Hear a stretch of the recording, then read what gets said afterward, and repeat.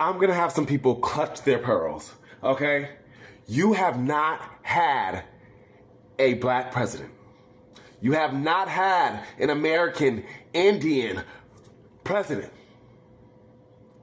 You have only had an African, a Kenyan president. And you had an Indian and Jamaican vice president. These people are not you and me.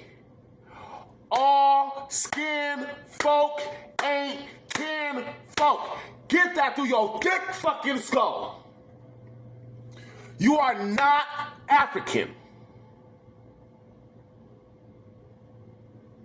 Wrap this shit up. You know, I find it real funny when Native Americans be like, your grandma lied to you, your grandparents lied to you. How we know yours ain't lying to you? Matter of fact, how do we know if they not lying to everybody about who they are or who we are? We don't got no reason to lie. We ain't got nothing to lose. It's y'all who got something to lose if you tell the truth.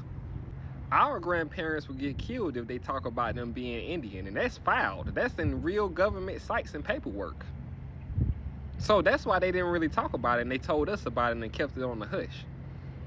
Just because y'all helped the colonizers and they got in control of the media to show everybody what they should think an Indian looks like, doesn't mean that just because we don't look like y'all, we aren't Indian. See, people thinking that land and all that stuff was given to y'all because they was being nice at the kindness of their heart. It's really just hush money. It's really just hush land. That's all it is. Y'all whole job is to lie. Our ancestors are about to wreck shit and everybody. Cause y'all keep forgetting, before any of y'all was here, we were here first. So once we get this shit together, all you bitches going back to where y'all came from.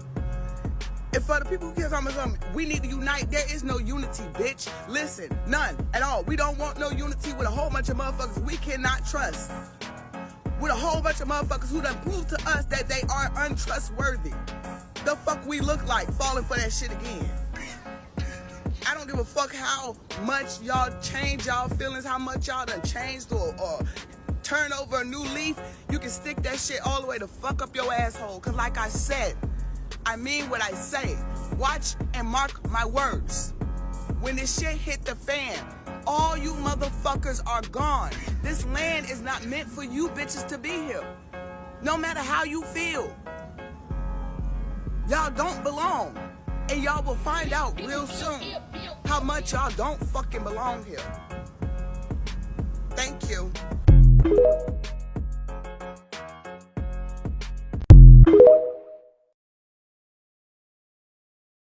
Right here, this, whatever this is, this right here. We think it's air.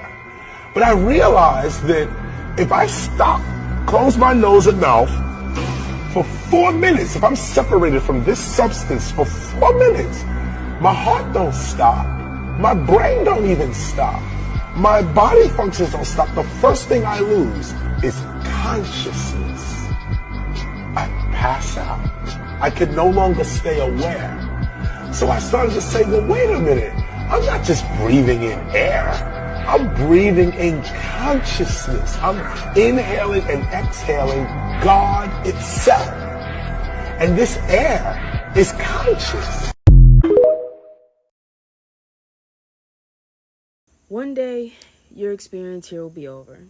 Your heart's gonna stop beating, your brain's gonna go silent. Yet physics says that you might not be gone at all.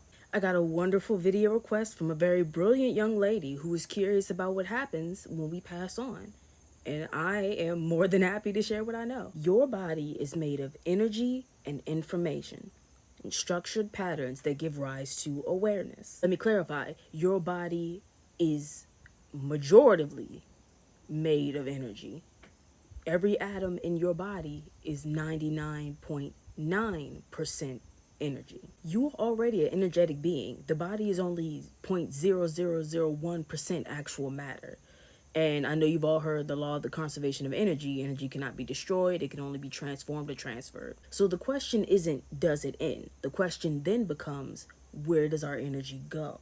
Throughout the 1990s, a physicist named Roger Penrose and an anesthesiologist named Stuart Hameroff, they sought to discover where consciousness really came from. Through their research, they came up with a principle called orchestrated objective reduction. They discovered that connected to the neurons in our brains, we have little structures called microtubules, structures that are capable of storing and processing quantum information. And they suggested that when the body shuts down, that information doesn't disappear. It just dissolves back into the universe. In 2005, world famous scientist Stephen Hawking proved something incredible.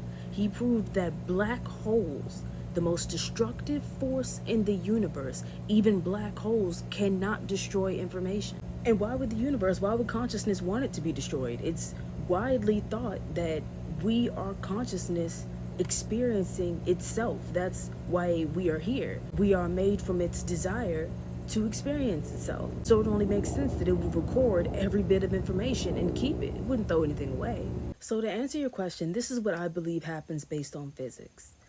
When your body stops working, your energy and your information, your consciousness rejoins the greater consciousness, the infinite intelligence that is the universe all around us. However, being it your unique information and energy, you do not lose the individual you.